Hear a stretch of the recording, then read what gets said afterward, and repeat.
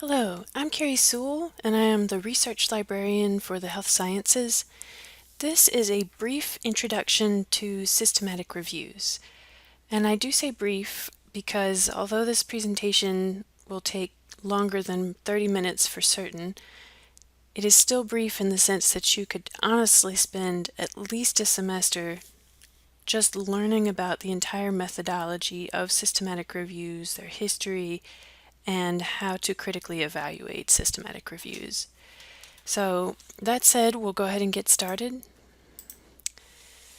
There are several things that I'd like to cover. The first is just to define systematic reviews as a method. The second is to differentiate systematic reviews from the many other types of reviews that are out there. The third is to describe the basic steps that are required as you go to complete a systematic review. And last, I'll touch on how you can understand and critically read published systematic reviews so that you know whether or not they're high quality and whether or not their recommendations should lead you to change any type of practice decision that you may make. So I wanted to start out with a quotation that I find particularly salient for systematic reviews, even though at a glance it may not seem like it's really related. But there's this wonderful two lines actually from T.S. Eliot's 1934 poem, Choruses from the Rock, in which he asks, "Where is the wisdom we have lost in knowledge? Where is the knowledge we have lost in information?" And I think about this a lot with systematic reviews because it seems as if even in the 1930s, he had this sort of prescience about the absolute overload of information that was coming throughout the rest of the 20th century and into the 21st. And these questions that he asks seem to get at the heart of what drives systematic reviews in health sciences literature. The first is, how do you take a massively exploding body of information and turn it into usable knowledge? And then how do you deal with that massive body of information? Because we are in an age where there's an exponential increase in the amount of published literature. And so trying to even find it and then make sense of it is a huge problem. And systematic reviews are meant to address this and help us resolve these issues. More classically, if you're thinking about systematic reviews, there are a couple of definitions that are excellent. The most classic is the definition from the Cochrane collaboration, in which they state that a systematic review is a review of a clearly formulated question that uses systematic and explicit methods to identify, select, and critically appraise relevant research and to collect and analyze data from the studies that are included in the review. The Dictionary of Epidemiology has a much more concise definition in which they state that it's the application of strategies that limit bias in the assembly, critical appraisal, and synthesis of all relevant studies on a specific topic. I really like both of these definitions and wish there were a perfect mashup of the two because Cochrane really emphasizes the systematic and explicit nature of systematic reviews as a method, and the Dictionary of Epidemiology really puts a lot of emphasis on the goal of limiting bias in the entire process. Both of those definitions are critically important in understanding systematic reviews.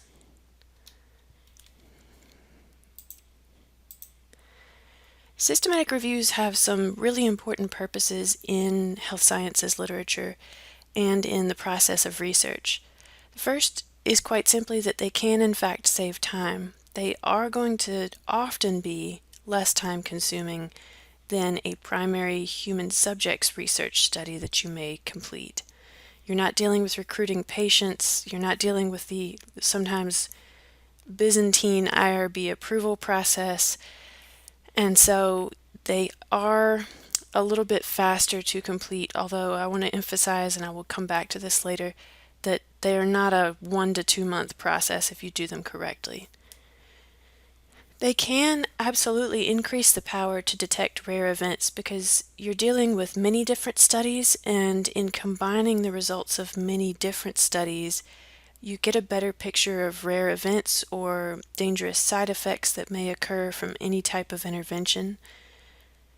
This helps eliminate the need for large, expensive trials that might have found the same thing. So, in combining the populations of all these different studies, you essentially come to having one large population from multiple studies. They can also increase the precision of results. And this is especially true when you tack a meta-analysis onto a systematic review. And they can also enhance the generalizability of results of multiple studies. So if you had a systematic review where some of the studies looked at an intervention among African Americans, other studies looked at it specifically in American Indians, others looked at it in a broad systematic sample of the entire U.S. population. With all of those different populations pulled together, you get a more generalizable set of results because you have a broader representation of the general U.S. population from all of those different studies. Systematic reviews as a method have some key characteristics. The first is quite simply that it is in fact a research study rather than what we think of as a review or a secondary study. They require a very carefully thought out, narrowly defined question. They absolutely require an investigative team. They require a search strategy that is very carefully constructed and applied across multiple databases, sometimes using multiple search methods. They also require a study protocol and clear, replicable reporting of how the search was structured and quality assessments of the included studies were all applied. I want to go back to the point that they are in fact research studies and emphasize that because it's not always clear to people how this is the case, but if you look at systematic reviews, the subjects of systematic reviews are in fact the individual primary studies, and in this way, primary studies are to systematic reviews as human subjects are to primary studies. So unlike reviews, which tend to be much more subjective, a systematic review is in fact a primary research study. Briefly, I did want to touch on the history of systematic reviews just because I think understanding where they came from over time can give you an appreciation for the method overall and let you see how they've developed and continue to develop, particularly in healthcare. I want to start off talking about what is in fact a fairly late example of a systematic review, but a seminal example within healthcare and the health professions. And that is a study by Antman, Chalmers, and Lau, in which in 1992 they compared the recommendations of textbook reviewers for medical education textbooks used around the world with the results of high-quality published systematic reviews on treatment of heart attack or myocardial infarction. And what they found was that the textbook reviewers, these experts in the field, had not used scientific systematic methods in collecting the studies that informed their advice in the textbooks, and therefore the advice that they were giving and what was being taught to medical students was based on research that was over a decade old and was recommending therapies that had been shown to have harm, and also that those therapies that had been shown in the last decade to actually save lives were not being recommended at all. And this really brought home that using non-systematic methods in reviews could have very real human costs because it was guessed that in teaching medical students from these textbooks that they were then going into practice and making decisions about treatment of heart attack in a clinical setting that probably cost many people's lives.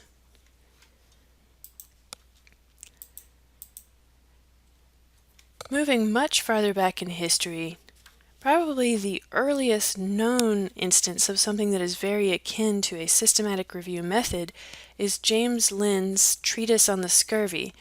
And in the introduction, he describes the first instance of something that sounds very much like a systematic review, in which he states it was no easy matter to root out prejudices, as in the advice of experts, or well-established prejudices by experts, to overturn opinions established by time, custom, and great authorities, and it was therefore requisite to exhibit a full and impartial view of what had hitherto been published on the scurvy.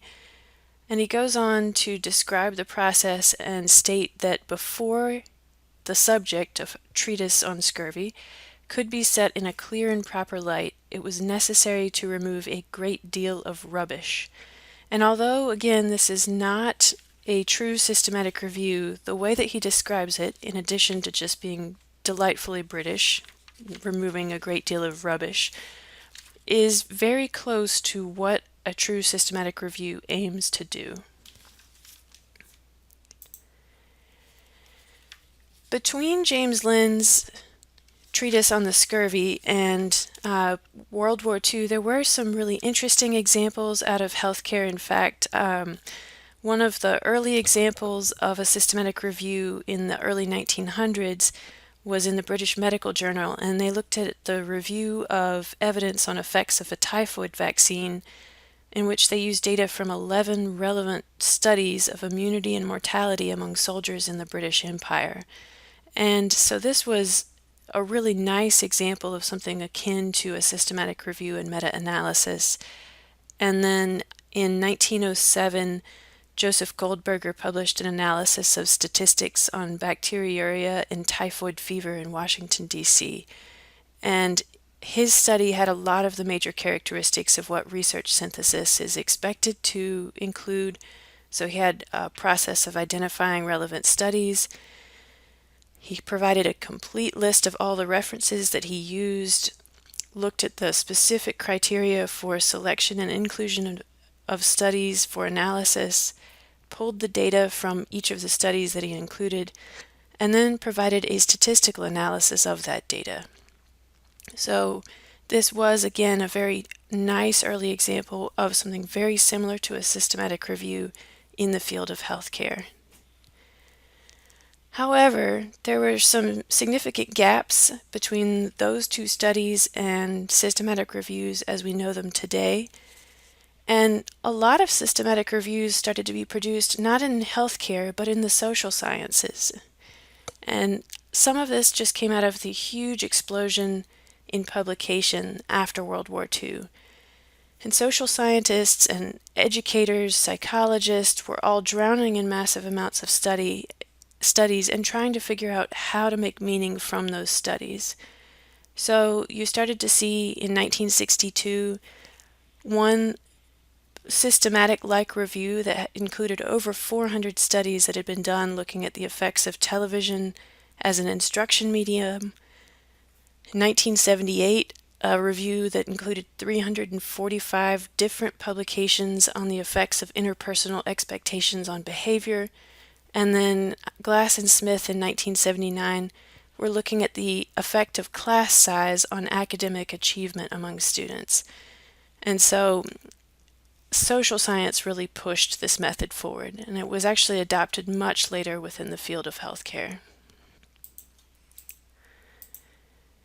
Within healthcare, you cannot talk about systematic reviews and their history without talking about Archie Cochran. And the photo on the screen is the only photo that I've ever been able to find of this man, and he always looks like he's got a bit of a saucy wink to him. But he was just critically important in pushing for the use of systematic reviews, in figuring out the actual effectiveness and benefits and harms of any type of intervention within healthcare. And he wrote in 1979 that it was a great criticism of the medical profession that there were no organized critical summaries by specialty or subspecialty of all relevant randomized controlled trials. So, following his criticism, there were books of systematic reviews published on perinatal health between 1985 and 1990. And in the early 90s, the Cochrane Center was established and formally inaugurated, and they were also one of the first journals to be an online-only journal in the field of healthcare. So they did a lot of important things, not just for systematic reviews, but for accessibility of research.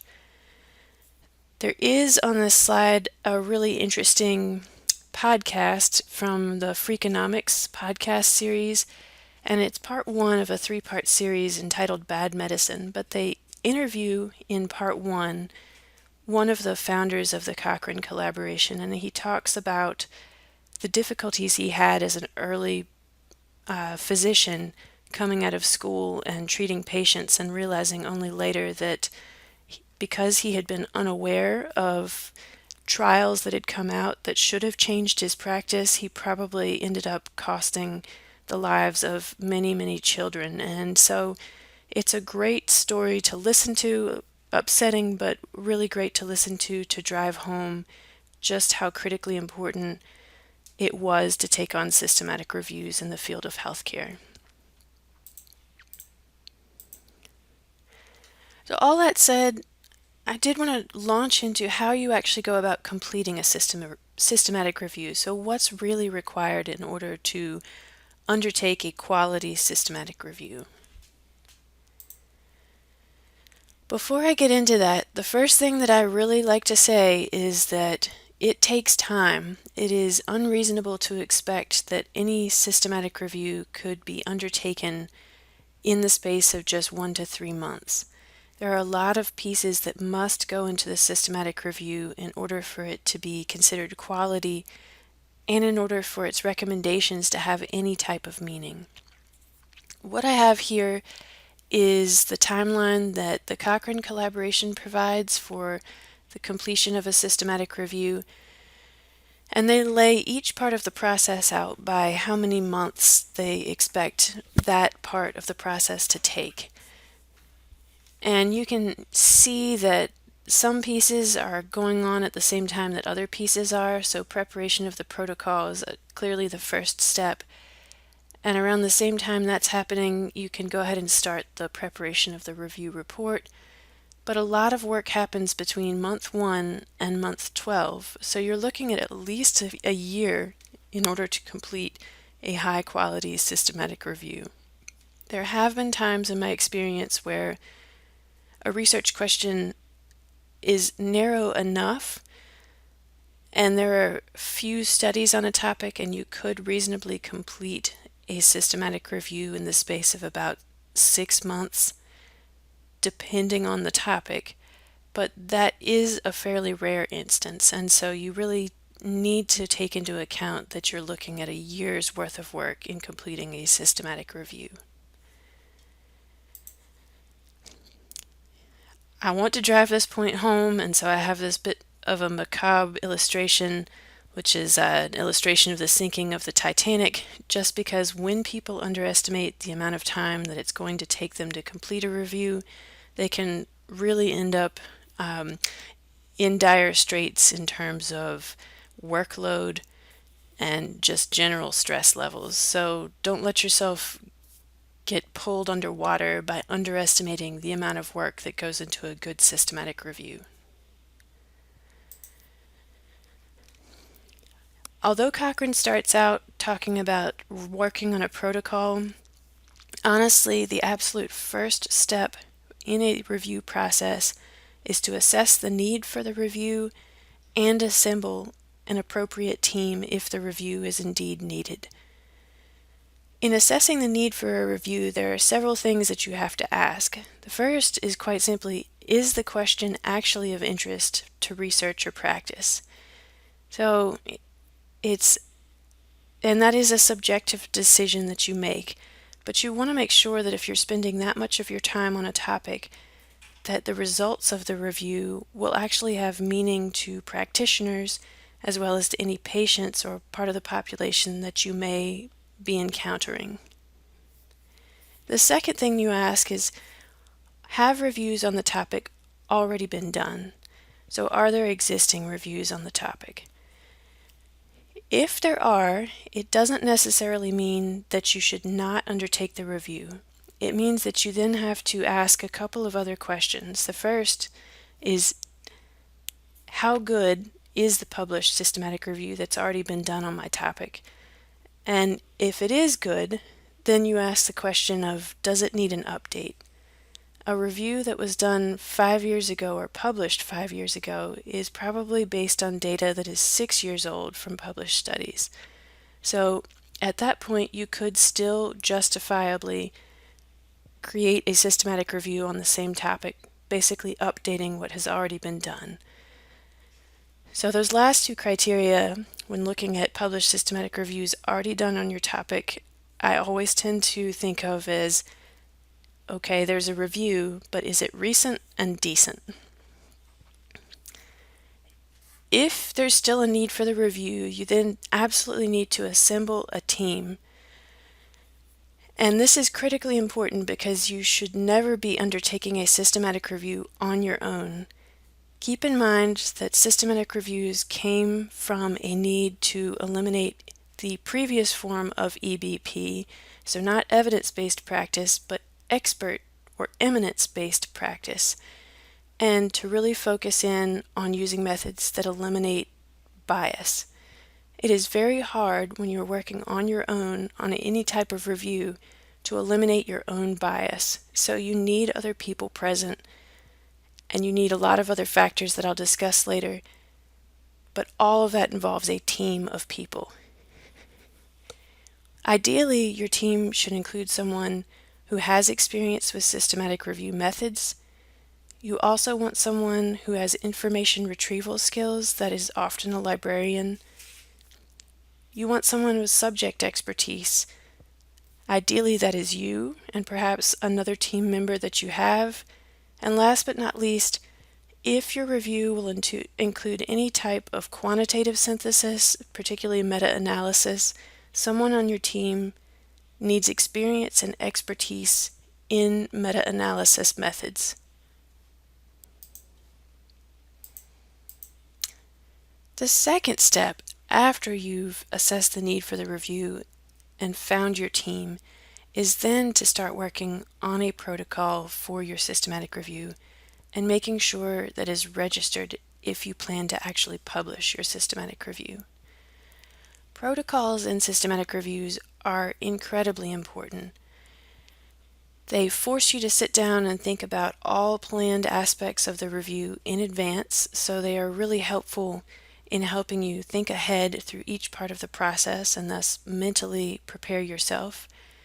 And they're also critically important in helping reduce any bias that can occur during a systematic review process if you register your protocol.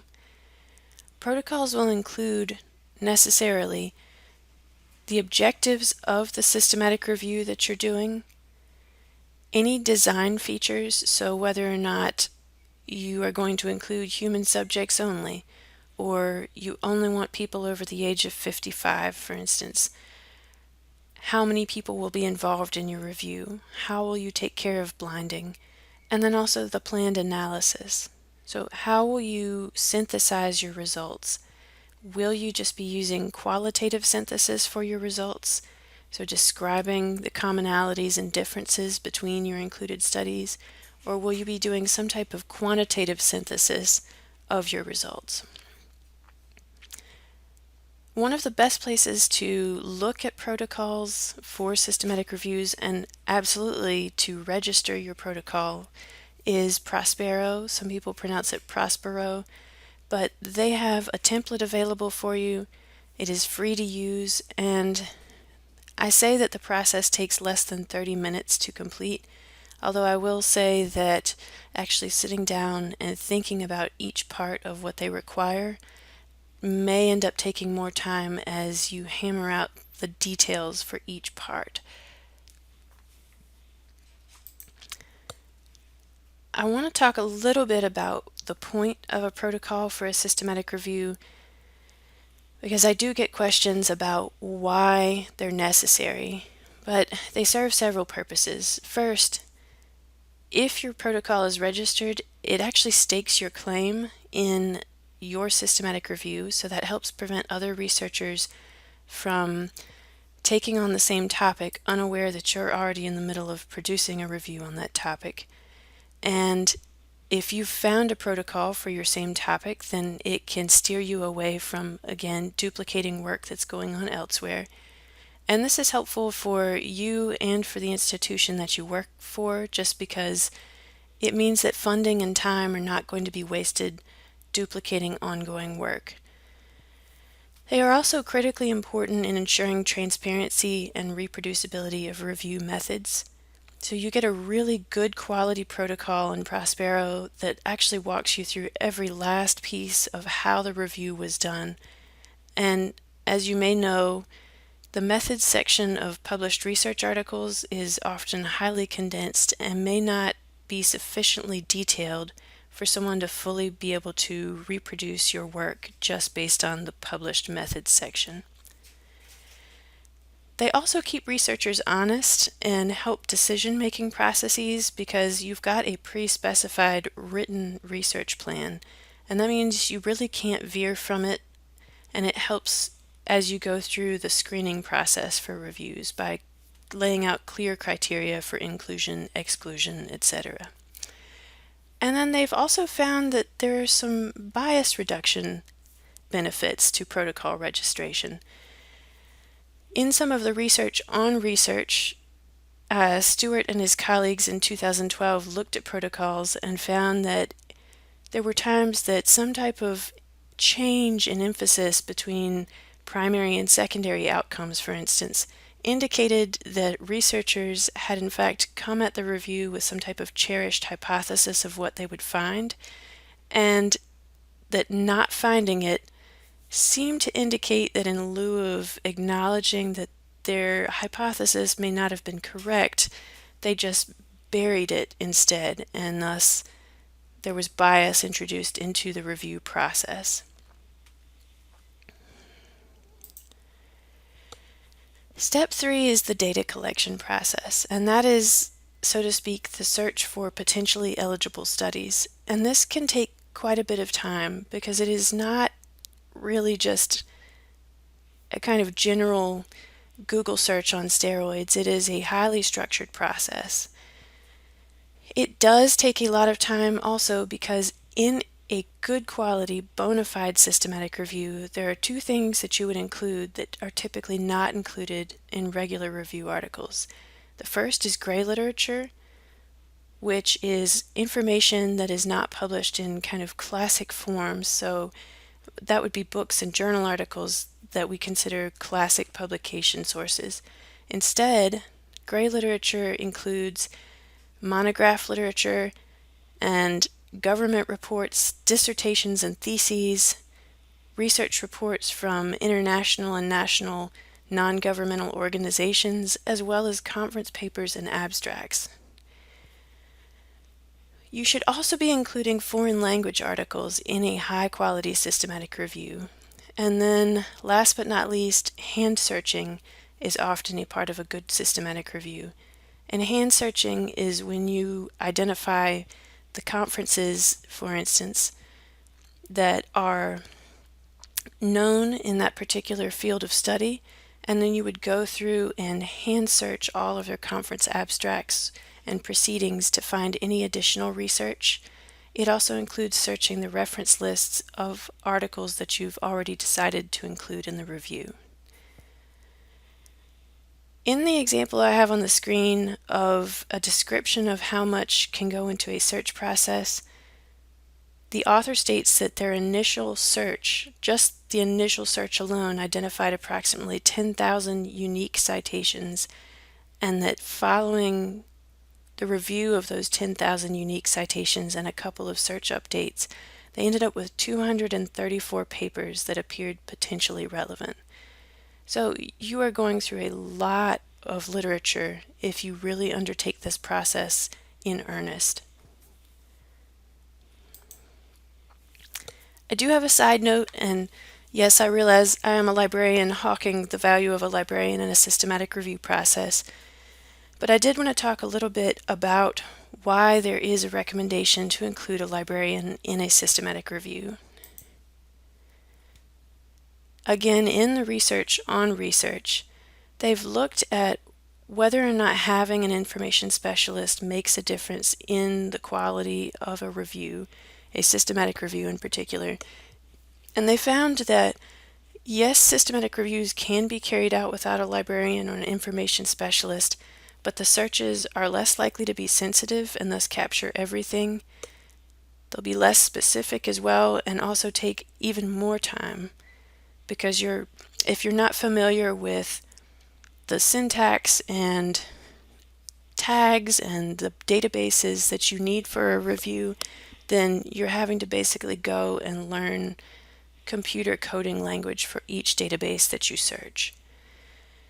Because of this and some other critical studies about the inclusion of a librarian, many national and international organizations do actually recommend that a librarian or information specialist be involved in a systematic review. So that includes the Institute of Medicine, the Agency for Healthcare Research and Quality, the Center for Reviews and Dissemination, and then the Cochrane Collaboration. They have a set of people known as trials search coordinators who are in fact often librarians.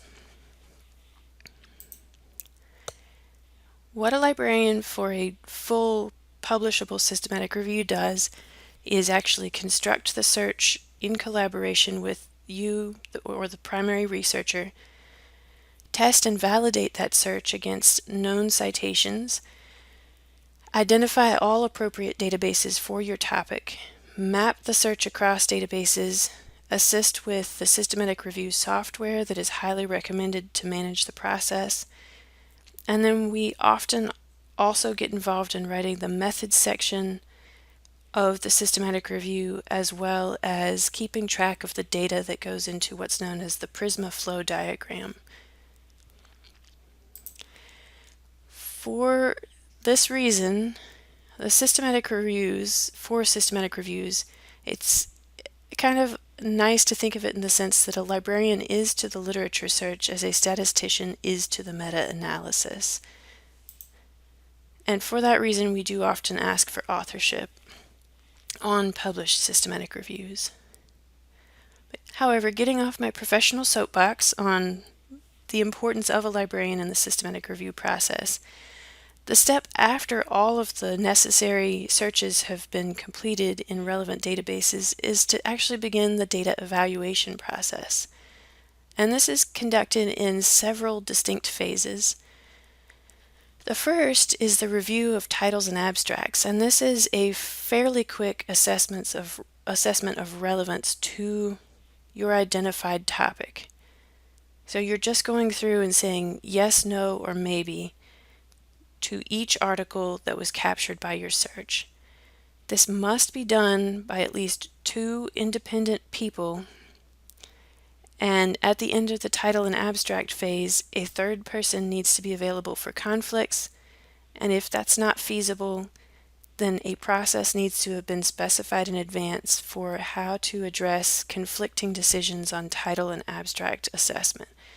So, is it going to be resolved by discussion, and what criteria will be used at that point to come to a decision between the 2 independent blinded reviewers for titles and abstracts? The second phase is reviewing the full text of all of your included articles for full relevance and to some extent also looking at quality. It is surprising how often something in title and abstract form makes it into the full text review, but upon opening the article and actually reading it, you find that it is not in fact relevant to your research question. After full text review, you then begin the process of extracting relevant data from the fully included articles. And this is often done using some type of chart in which you have laid out the criteria or data points that you specifically want to pull, so population, sample size, the primary outcome. There are times when people like to pull out the theoretical approach that informed an article, etc. In this part, the protocol is critically important, again, because it will specify exactly the outcomes that you are interested in. It specifies inclusion and exclusion criteria for the title and abstract and full text screening process, and also can lay out some of the other quality decisions that you have to make during all three of these data evaluation phases. Following the lengthy process of inclusion and exclusion decision making, as well as data extraction, you then have to move into data analysis and interpretation for your included studies. So again, this means you know in advance that you're either going to engage in just qualitative synthesis of the included reviews, or if you're dealing with quantitative studies, deciding whether or not a meta-analysis can actually be done and then completing it. During all parts of this process, you are certainly meant to be working on the publication itself or your manuscript, and hopefully it is at a minimum going into some type of poster that gets presented. But ideally, if you've put yourself through this much work, and it is a long and laborious process, you want to be able to publish it, because it does often inform guideline developers who gather high quality systematic reviews in order to make recommendations for policy or practice. It certainly can help other practitioners who deal with patients, and then it can help other researchers as they think about the dialogue of scholarship. So, what do you know about a given topic, and how does that inform their future research? No matter which form of public presentation you go with, whether it's conference presentation, conference abstracts, poster presentation, or fully published manuscripts, you really must follow the PRISMA guidelines in what gets reported. And PRISMA is the preferred reporting items for systematic reviews and meta-analyses. And they have an excellent checklist laying out exactly what needs to be included in any published version of a systematic review or meta-analysis. And then they also provide a template for that PRISMA flow diagram that I discussed that shows the numbers of articles from initial search results all the way down to fully included articles in your systematic review or meta-analysis. And last but not least, if you're truly interested in a topic and haven't had a gutful at the end of your 6 to 12 months worth of time working on the review, it's really important to keep up with the literature rather than deciding you're done with the systematic review, you know everything that needs to be known, and you move on. So updating it over time is a really, really valuable part of the systematic review methodology. Moving on, I wanted to touch on how you differentiate systematic reviews from the many, many other types of reviews, and hopefully this also helps inform any decisions you may make in the future about what type of review is appropriate for the research question that you have. So, many other reviews do exist, and there are some critical things to think about in looking at systematic reviews versus other types of reviews. And the first is simply that other review types may, in fact, include a long and comprehensive systematic search method, but a systematically conducted search does not itself make for a systematic review. And there are times, in fact, when other types of reviews will be larger than systematic reviews. The search may take longer. The number of articles that you let include in your study and then have to synthesize may also be larger because you may have less formalized quality assessment of the included articles, so more gets in. And a less focused research question will absolutely mean that you end up dealing with many more articles that are allowed into the review. If I have to drive anything home, it is that systematic reviews are not just intensive literature reviews, or what I sometimes hear referred to as literature reviews on steroids. This is absolutely not the case.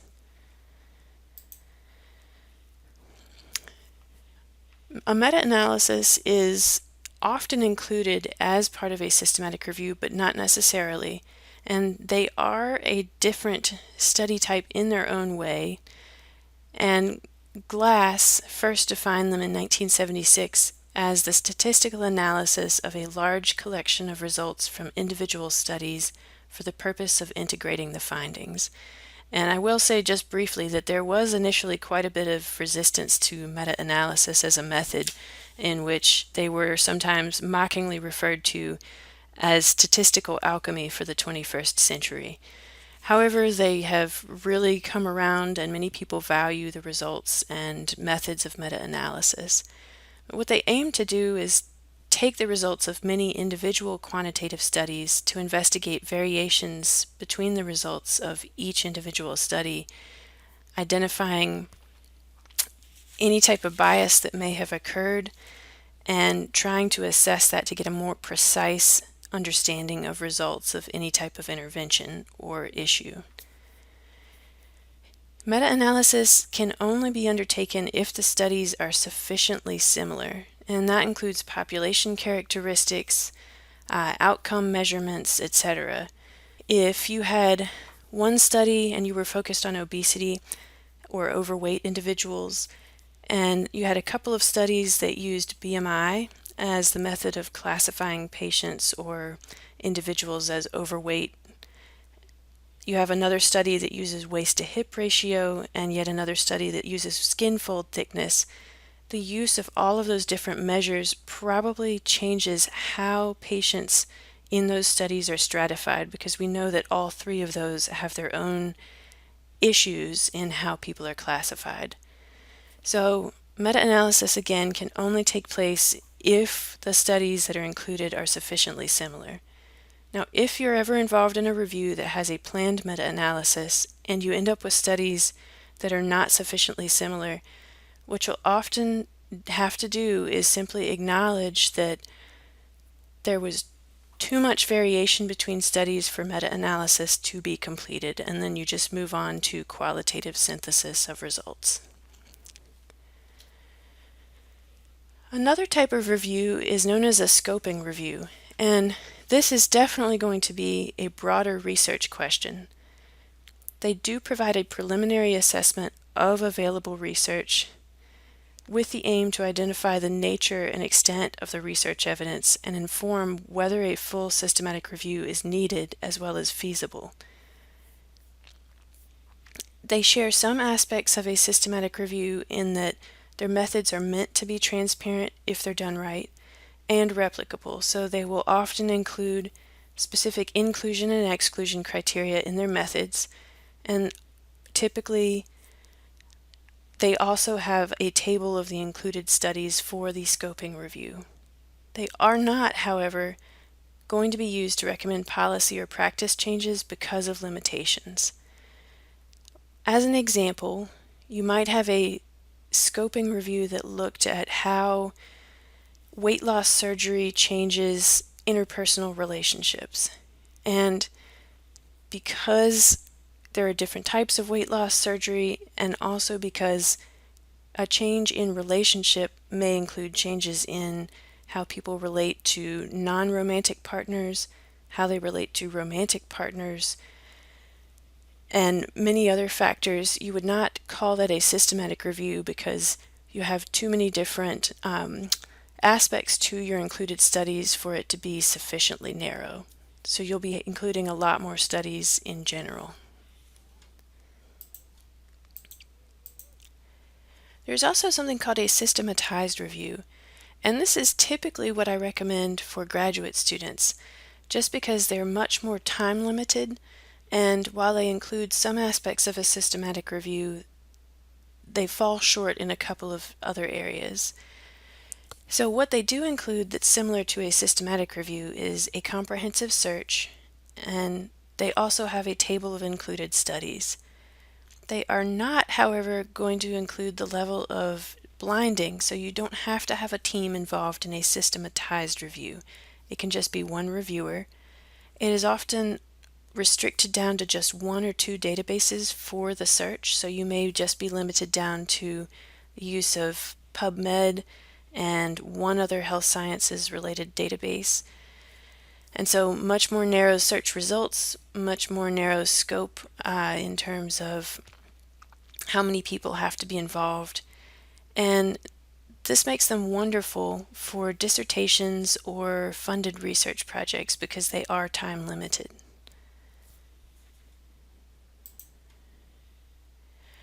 I'm going to fly through some other review types, but want you to be aware of them as well. The first is just a narrative review, which is another term for a basic literature review. And these are highly subjective overviews on a given topic. They do have a valuable purpose in that they can provide you with a summation of previous and ongoing work.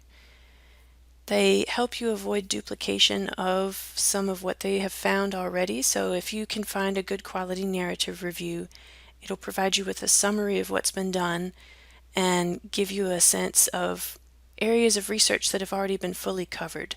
So maybe don't need your additional study if it looks like those studies were good quality.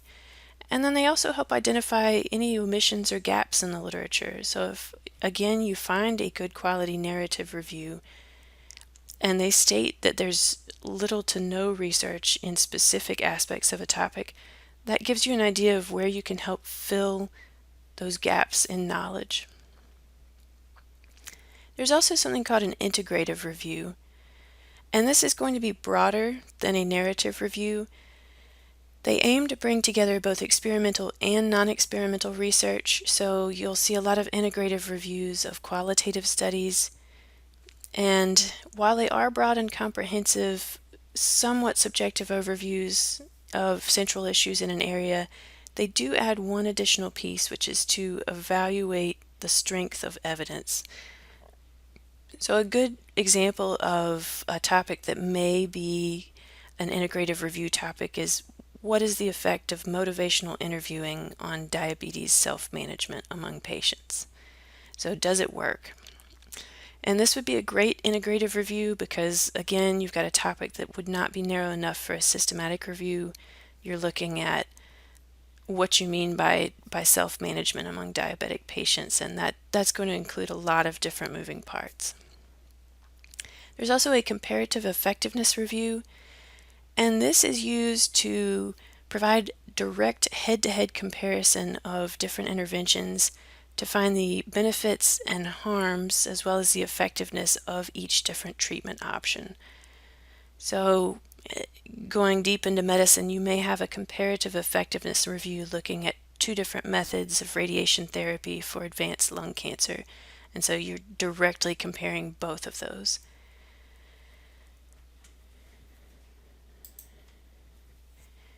There's something called horizon scanning, and this is used by a lot of healthcare administrators who are looking to detect early signs of potentially important developments through systematic examination of potential threats and opportunities.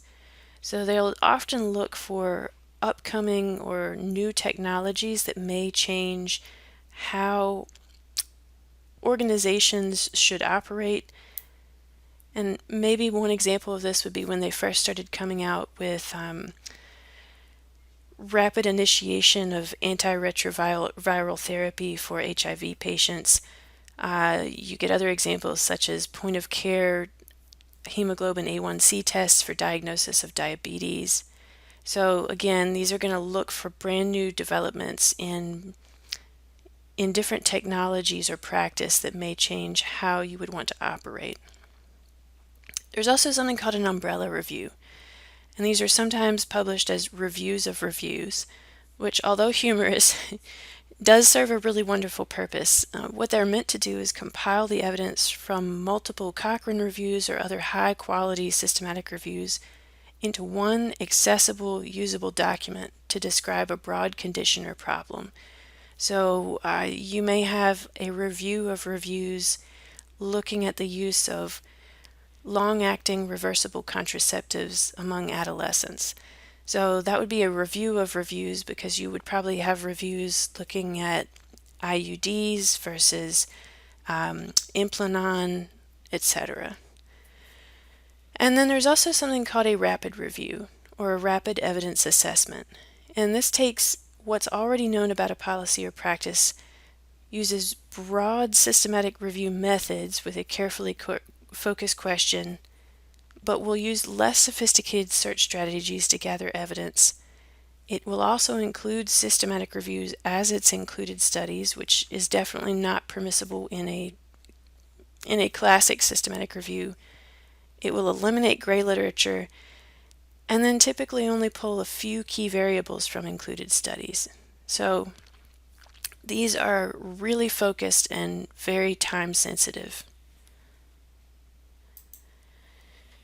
Okay, so those are just a few of the other types of reviews, and there are in fact more types of reviews out there. But I wanted to touch briefly, before I end this, on how to critically evaluate published systematic reviews. This is an important skill because systematic reviews have been published at an increasing rate over the last 20 years. And the graph that I have on this screen shows the number of systematic reviews published versus the number of published randomized controlled trials over the last, from 1994 to 2018. And while you can absolutely perform systematic reviews of non-randomized research, that was originally what they were designed to do, was summarize randomized controlled trial findings.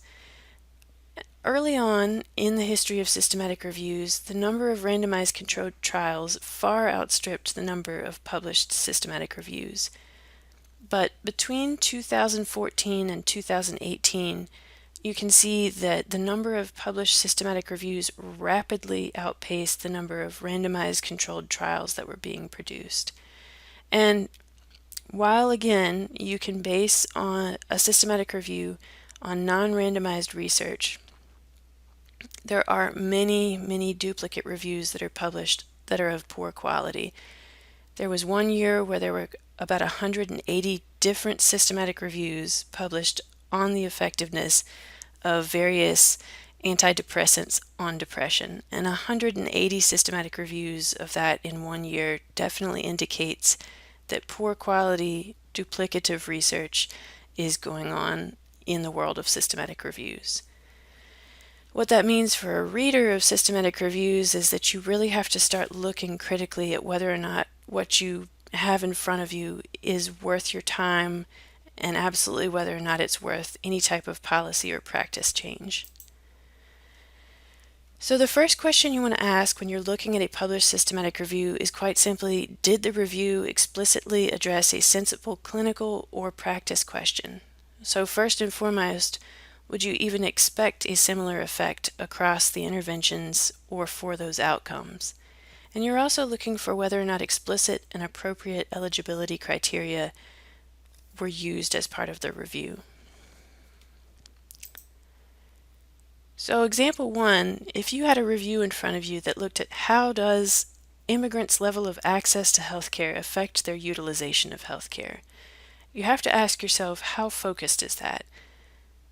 How likely are you to be able to meaningfully combine those results in a systematic review?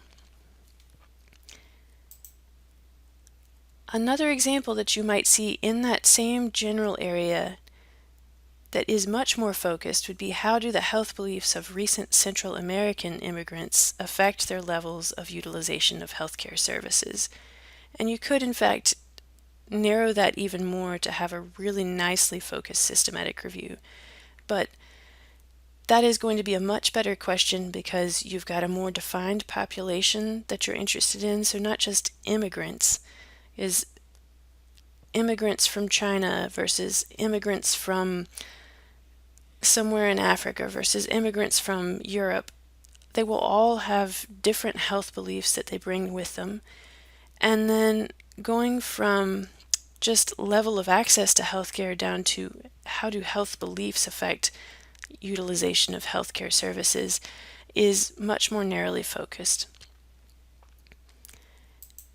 Not to get too deep into the details or overwhelm anyone, but one thing that I like to do if I have the time and I'm kind of waffling about the necessity and appropriate focus of a systematic review I'm looking at is to kind of think about it in the sense of a mind map.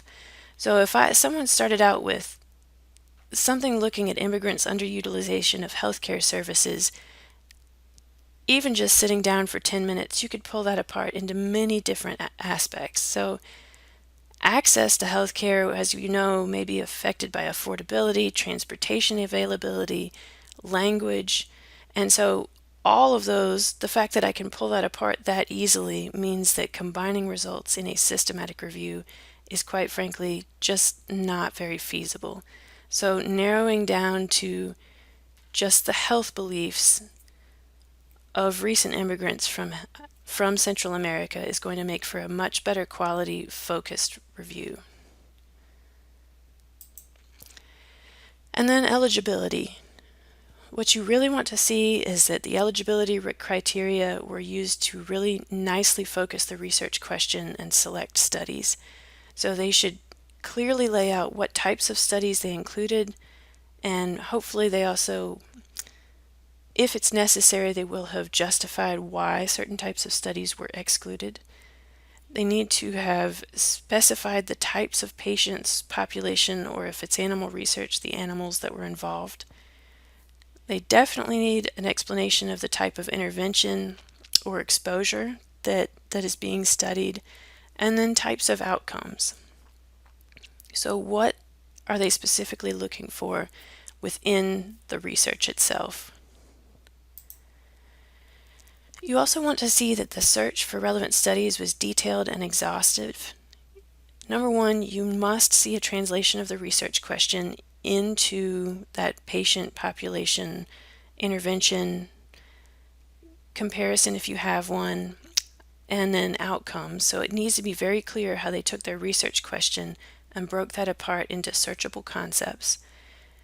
According to Prisma, not just according to this librarian, you need to see the exact search strategy that was used. And by exact, I mean that someone should be able to copy and paste the search strategy for the review and get the same results that the researcher of the published systematic review got. You want an enumeration of the sources and platforms searched. So which databases did they use? Was it Medline through PubMed, or did they use Medline through Ovid? Were they in CINAHL? You want to know what dates were searched. So what was the date of the last search?